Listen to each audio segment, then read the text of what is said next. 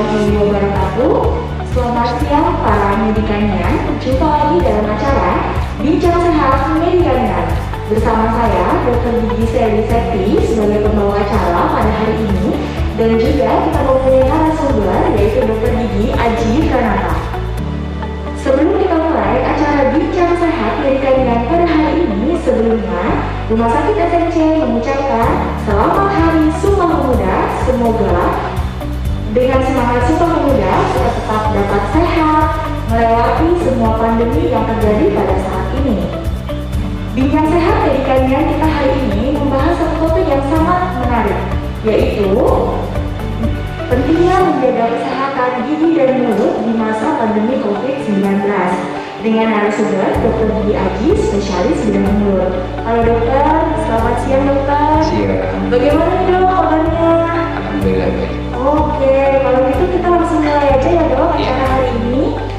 Sebelum itu, saya ingatkan kembali kepada para medikanian yang ingin melakukan pertanyaan kepada narasumber kita, Dr. Gigi Aji Pranata, spesialis bidang mulut. Silahkan tinggalkan pertanyaan Anda, nanti akan saya pilih, kemudian akan saya tanyain langsung kepada Dr. Gigi Aji Pranata, spesialis bidang mulut. Dokter, sekarang kita kan sedang menghadapi pandemi, bukan hanya di Indonesia, tapi juga di seluruh dunia. Gimana nih dok, upaya dari dokter gigi untuk melakukan pencegahan COVID-19 dok? Ya, ini sudah hampir 8 bulan ya kita menghadapi masa pandemi COVID-19 ini, Ya. di mana banyak yang terdampak oleh COVID ini. Salah satunya adalah profesi dokter gigi sendiri. Ya, benar dok. Di mana kita bekerja di area yang sangat riskan untuk tertular oleh virus COVID-19. Karena penularan dari COVID-19 sendiri sudah dirilis oleh WHO melalui droplet dan bisa melalui aerosol, yang mana semua tindakan dokter gigi itu rata-rata sumbernya dari mulut yang pasti akan mengeluarkan droplet dan aerosol. Oleh karena itu kita harus ada pencegahannya. Jadi pencegahannya antara lain ya dokter giginya kita harus pakai APD levelnya level 3. Karena kalau misalnya tidak level 3 ya pasti banyak yang rentan tertular, karena rekan sejawat kita hampir banyak yang tertular itu dokter gigi, spesialis THT, jadi yang berhubungan dengan mulut yang lebih rentan untuk tertular oleh virus COVID-19. Oleh karena itu ya kita harus jaga diri sendiri. Jaga dirinya bagaimana? Ya selama virus COVID-19 ini masih ada dan belum ada obatnya, belum ada vaksinnya, berarti kita tetap menjalankan prosedur perlindungan diri sendiri, pakai APD level 3, prosedur prakteknya yang dibenahi dengan ruangan praktek yang bertekanan negatif, menggunakan dental aerosol, vakum dental aerosol, kemudian menggunakan air purifier, kemudian face shield dengan APD level 3, jadi sudah termasuk APD level 3, jadi semuanya seperti itu. Jadi paling tidak kita harus tetap menjaga diri kita dan juga menjaga pasien, jangan sampai kita dan pasien kita menularkan kepada pasien yang berikutnya. Jangan sampai saling menularkan ya dok ya. Kemudian dok, kalau misalnya nih para medikanian lagi sakit gigi nih dok, sekarang kan seperti yang kita ketahui juga pasien tuh takut ya dok ke dokter gigi pada saat ini. Pertolongan pertama apa sih dok yang bisa dilakukan oleh pasien di rumah misalnya? COVID-19 ini bisa menularkan, lebih rentan menularkan kepada pasien yang lain atau pada operator dokter gigi. Maka sebenarnya dari Persatuan Profesi sendiri itu sudah menganjurkan bahwa sebaiknya kalau ke dokter gigi itu kalau dalam keadaan emergensinya bagaimana? Kalau dalam keadaan nyeri yang tidak tertahan, kemudian pada keadaan trauma atau kecelakaan, yang ketiga pada keadaan perdarahan yang tidak bisa dihentikan, yang keempat mungkin pada keadaan bengkak yang menyebabkan adanya infeksi yang bisa mengeluarkan nanah yang bisa menutup jalan napas. Jadi semua keadaan itu yang keadaan emergensi yang tidak bisa ditunda-tunda. Tapi selama masih bisa ditunda ya mungkin rekan medikamnya mungkin bisa dapat menjaga kesehatan gigi dan mulutnya dengan cara apa? Dengan cara membersihkan gigi dan mulutnya, yaitu dengan cara gosok gigi ya minimal 2 kali sehari. Minimal 2 kali seharinya itu apa? Ya sebelum tidur dan setelah makan pagi, setelah sarapan. Nah, rata-rata itu orang di Indonesia itu sikat giginya 3 kali sehari. 3 kali sehari itu dalam artian pas mandi atau enggak pas malam sebelum tidur. Jadi mungkin pada saat selesai makannya itu tidak dibersihkan. Akibatnya ada beberapa sisa makanan yang nempel di gigi yang mungkin akan bisa menyebabkan terjadinya karies. Dok, kalau kan kita tahu nih dok, kalau ternyata menggosok gigi itu punya sesuatu yang sangat penting, kata dokter tadi. Gimana nih dok, kalau misalnya cara sikat gigi kita yang baik dan benar itu gimana dok? Sikat gigi yang baik dan benar itu ya dengan cara sesuaikan dengan anatomi giginya sendiri. Jadi dia bentuknya. Jadi kalau gigi atas harusnya dia arahnya dia ke bawah, gigi bawah arahnya ke atas. Kemudian yang permukaan giginya juga harus disikat. Jadi istilah metodenya metode rolling. Nah, kemudian juga jangan lupa lidah juga harus disikat karena sumber bakteri, sumber penyakit juga ada di lidah. Jadi kalau misalnya lidahnya tidak dibersihkan, ada kemungkinan juga sumber penyakit gigi dan mulut bisa disebabkan oleh lidah itu. Oh, oke. Kalau gitu saya tetap menginformasikan kepada para medikalnya yang ingin bertanya, silakan meninggalkan pertanyaan di kolom komentarnya. Kita akan memberi kesempatan kepada 3 orang ya untuk bertanya. Kemudian dok, ini kan di bidang spesialis bedah mulut ya dok? Iya. Mungkin banyak orang dok yang belum familiar tentang spesialis bedah mulut itu menangani apa saja dok? Boleh tolong dok dijelaskan? Saya dokter gigi spesialis bedah mulut dan maksilofasial, jadi menangani kelainan di kelainan kongenital seperti bibir sumbing, celah palatum, celah langit-langit, kemudian kelainan kongenital lain yang didapatkan pada waktu bayi, tangkai atau lidahnya yang pendek, kemudian ada lagi celah-celah lain yang disebabkan oleh karena defek pada saat kelahiran, kemudian kelainan di rongga dan mulut seperti tumor, seperti kista, kemudian lebih banyak gigi bungsu. Selain itu juga trauma pada gigi dan mulut. Traumanya ya mulai dari yang paling kecil mungkin gigi patah atau enggak kecelakaan sampai patah rahang dan lain sebagainya. Jadi semua kelainan yang berada di kepala dan di mulut itu semua bisa dilaksanakan terapinya oleh spesialis bedah mulut dan maksilofasial. Menarik sekali ya dok tentang spesialis bedah mulut ini. Saya sebagai dokter gigi sebenarnya sangat tertarik dok terhadap bedah mulut. Banyak sekali pasien yang selalu bertanya nih dok, pertanyaan-pertanyaan pasien yang merebak nih di masyarakat. Bener nggak sih dok kalau misalnya kita cabut gigi dapat menyebabkan kebutaan? Itu mitos apa fakta dok? Itu mitos mulai dari zaman saya sekolah, dari awal sekolah dari dokter gigi sampai sekarang pun sebenarnya sudah berpuluh-puluh tahun. Mitos itu masih tetap ada. Jadi kebanyakan orang takut untuk ke dokter gigi, katanya kalau cabut gigi atas bisa bikin mata buta. Padahal mitos itu tidak benar adanya. Kenapa? Karena saraf mata itu adalah saraf yang kedua, saraf optikus, sedangkan saraf gigi itu berasal dari saraf kelima dan saraf ketujuh. Jadi saraf facialis dan trigeminus. Jadi dari percabangan di otak saja sudah berbeda. Jadi kalau misalnya saraf mata itu saraf kedua itu dari otak bagian depan, sedangkan kalau dari saraf gigi itu dari otak bagian tengah. Jadi tidak nyambung, tapi infeksi di gigi bisa menyebabkan kebutaan. Jadi sebenarnya itu yang benar, bukan cabut gigi yang bisa menyebabkan kebutaan. Tadi kan dokter menyinggung nih dok tentang gigi bungsu. Jadi kan gigi bungsu itu berarti pencabutan pada gigi paling belakang ya dok? Iya. Banyak juga nih dok pasien yang mengalami keluhan pembengkakan pada bagian ujung rahangnya. Perawatan apa nih dok yang bisa dilakukan pada pasien kalau mengalami seperti itu? Jadi gigi bungsu itu adalah gigi geraham yang terakhir kali tumbuh. dia normalnya dia baru mau tumbuh itu dari usia 15 sampai usia 25 tahun. Jadi setelah usia 25 tahun rata-rata hampir semuanya tidak akan tumbuh. Jadi kalau misalnya setelah usia pertumbuhan selesai, usia 25 tahun misalnya masih ada gigi yang terbenam, mengharapkan gigi itu tumbuh berarti tidak akan bisa tumbuh.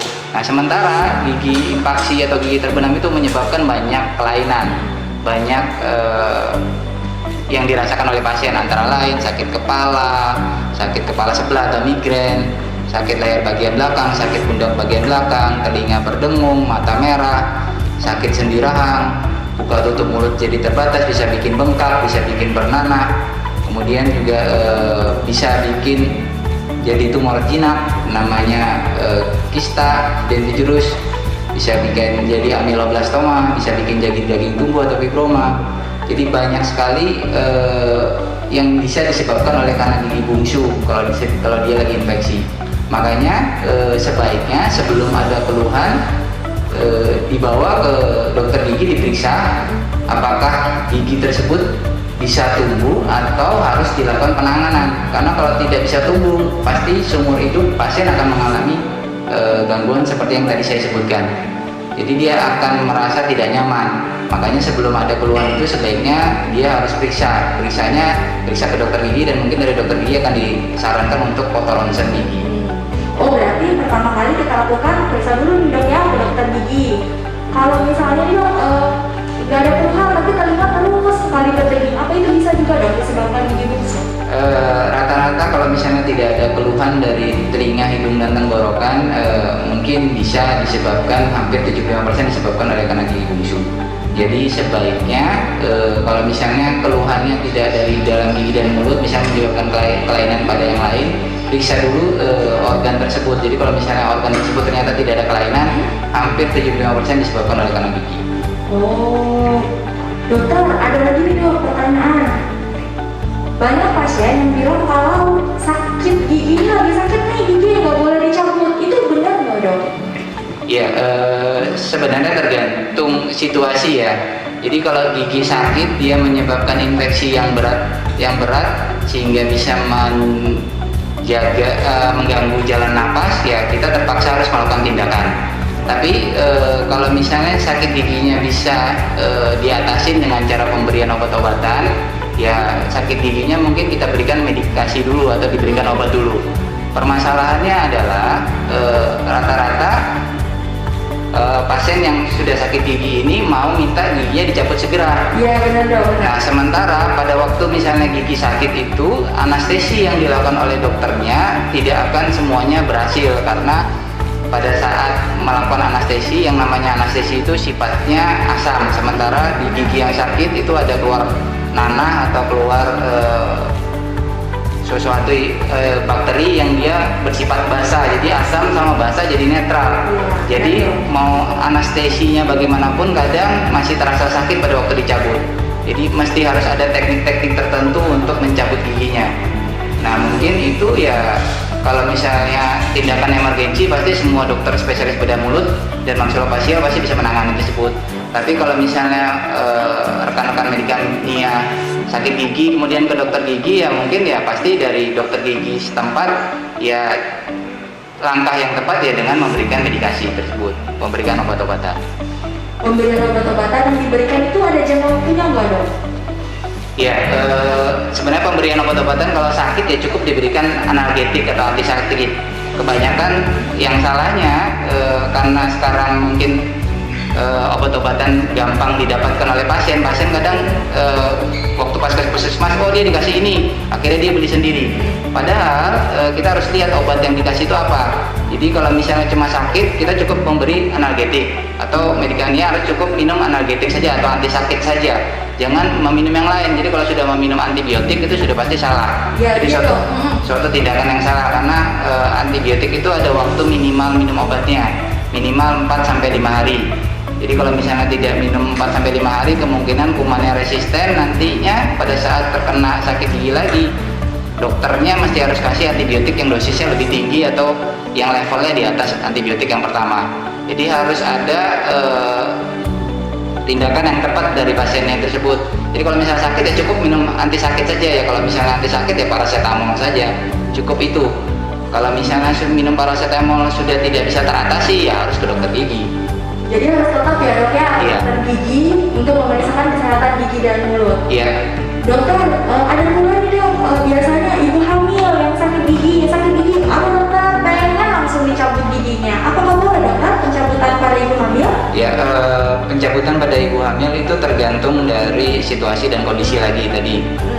Kalau misalnya kondisinya tidak terlalu parah, tidak mengancam jiwanya dan janinnya, itu mungkin bisa ditunda setelah dia melahirkan.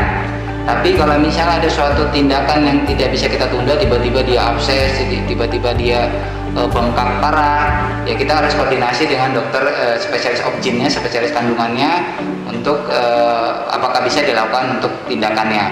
Tapi kalau ditanya bisa atau tidak, yang aman untuk dilakukan tindakan itu adalah trimester kedua, karena pada trimester pertama itu pembentukan organ-organ tubuhnya, di mana tindakan dan anestesi dari tindakan pencabutan itu dapat mengganggu pembentukan organ tersebut. Kalau trimester ketiga kenapa tidak boleh dilakukan? Karena rasa sakit, anestesi dan tindakan yang dilakukan bisa menyebabkan abortus spontan atau melahirkan spontan. Itu. Oh, berarti selama ini beredar di masyarakat itu agak membingungkan dong, karena katanya nggak boleh nih dok pencabutan gigi yang dilakukan pada ibu hamil. Ternyata malah medikalnya bener kan, kalau dari dokter gigi Aci ternyata boleh dilakukan, tapi tergantung situasi dan kondisinya. Dokter, saya ingin bertanya lagi. Ada pertanyaan nih dok dari Mbak Ana Medikalnya, yaitu dari Cantika Santosa. Bagaimana apabila saat sikat gigi tapi keluar darah dari gusi? Silakan dokter dijawab. Ya, sebenarnya kalau sikat gigi yang baik dan benar dan sesuai dengan yang tadi kita arahkan itu, ya sebenarnya dia tidak akan keluar darah dari gusi. Artinya kalau misalnya keluar darah dari gusi, berarti gusinya ada peradangan. Peradangan dalam arti peradangan di gusi ini bisa disebabkan karena karang gigi, karena penyakit gusi yang lain, mungkin karena ada sisa akar gigi yang terpendam di dalam gusi, sehingga pada waktu sikat giginya mengenai gusi tersebut, dia akan merangsang gusi tersebut menjadi iritasi atau luka, sehingga akan keluar darah. Kalau misalnya gusinya normal, ya dia tidak akan keluar darah. Jadi kalau misalnya rekan Medikamia sikat gigi keluar darah, ya harus periksa ke dokter gigi. Barangkali ya mungkin plak dan karang giginya banyak, jadi harus dibersihkan atau di scaling oleh dokter gigi. Tuh. Atau gini dok, ganti sikat gigi bolehnya berapa kali nih dok? Kadang-kadang kan sikat gigi belum rusak, belum mau diganti dok. Ya, sebenarnya kalau ganti sikat gigi minimal, sebenarnya ada aturannya minimal 1-2 bulan sekali.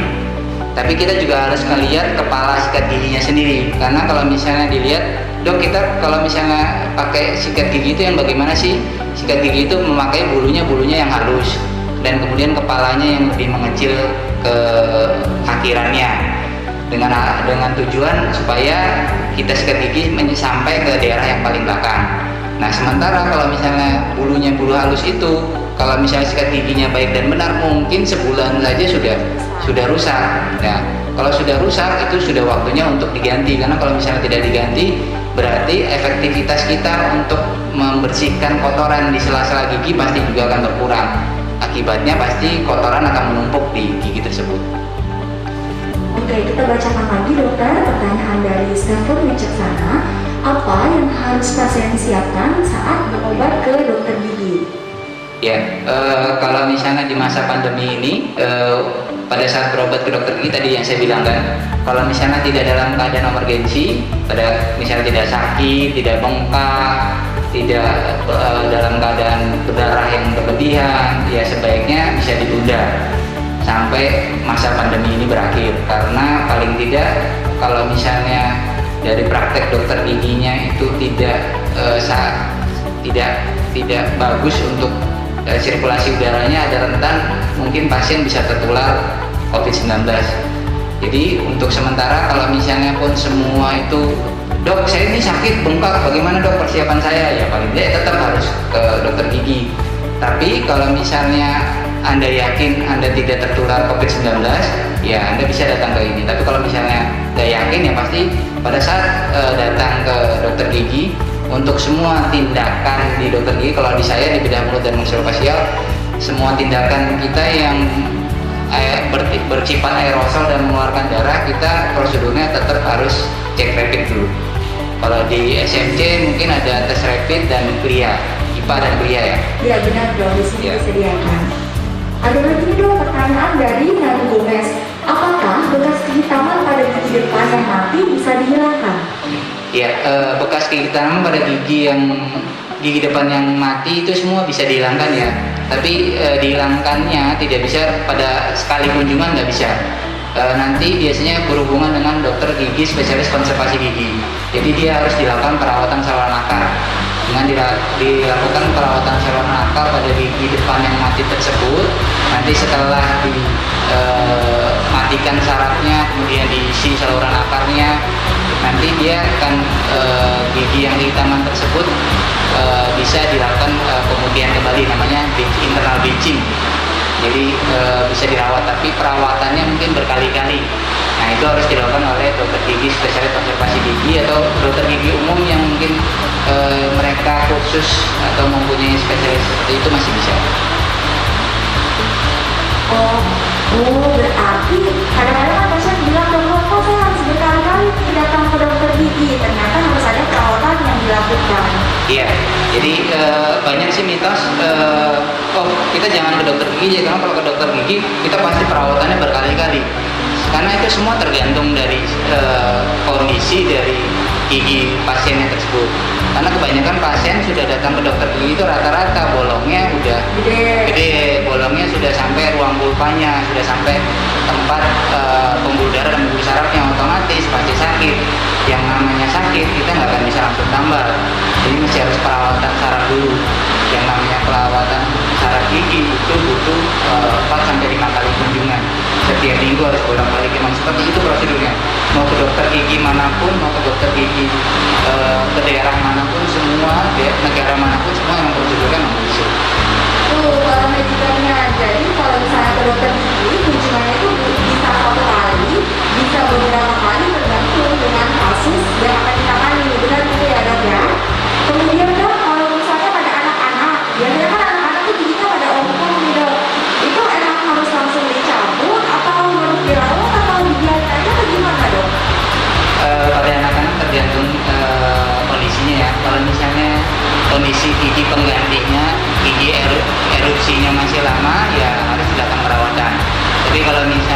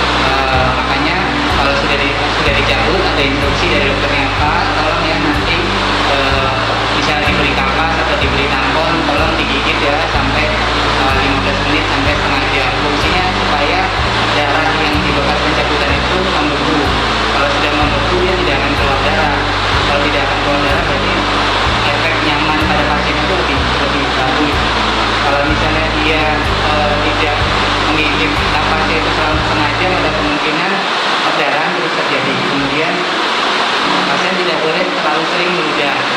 Jadi ludah atau air liur yang ada di pasien itu sebaiknya ditelan. Kemudian tidak boleh makan dan minum yang panas, tidak boleh merokok, tidak boleh menyenggol atau mengisap-isap bekas operasi. Itu cuma selama 24 jam. Setelah 24 jam pasca pencabutan normal. Jadi tantangan yang dilakukan itu cuma selama 24 jam. 24 jam setelah pasca pencabutan sudah tidak ada tantangan. Jadi tidak boleh makan minum, panas dan hangat, tidak boleh gosok gigi, tidak boleh kumur-kumur, tidak boleh merokok, tidak boleh mengisap-isap pasca operasi, dan tidak boleh meludah. Ada ludah di perut. Seperti itu. Wah, ternyata banyak sekali ya dok instruksi pasca pencabutan yang diberikan. Jadi teman-teman medikannya kalau udah ada bukti jangan langsung dibuang ya mas ya, dulu saja dengarkan instruksi dari dokter giginya gimana nih supaya darahnya cepat berhenti. Dokter sebelumnya ada pertanyaan dok, apa yang kita lakukan setelah kita mencabut gigi, misalnya apakah kita harus istirahat, apakah kita harus tetap bekerja untuk beraktivitas atau gimana? Ya, kalau cuma tindakan gigi biasa atau simpel sih semua sih seperti biasa sih ya. Kita bisa melakukan aktivitas. Yang penting itu setelah tindakan mencabut gigi adalah minum obat sesuai dengan anjuran. Jadi obatnya dihabiskan. Kalau misalnya obatnya tidak dihabiskan, yang ada itu tadi saya bilang, mungkin kumannya bisa rentan untuk diberikan obat itu tersebut. Jadi yang penting adalah minum obat sesuai dengan anjuran dan dihabiskan. Gitu. Dokter, yang terakhir nih dok, apa saja tips yang diberikan kepada medikannya untuk menjaga kesehatan gigi dan mulut di masa pandemi dok? Iya, dengan adanya masa pandemi COVID-19 ini, kebanyakan juga WFH, work from home, akibatnya biasanya rekan kegiatannya aktivitasnya sedikit berkurang, makan, tidur, makan, tidur, makan, tidur. Dengan aktivitas makan itu otomatis ya mungkin rongga mulut jadi lebih kotor dibandingkan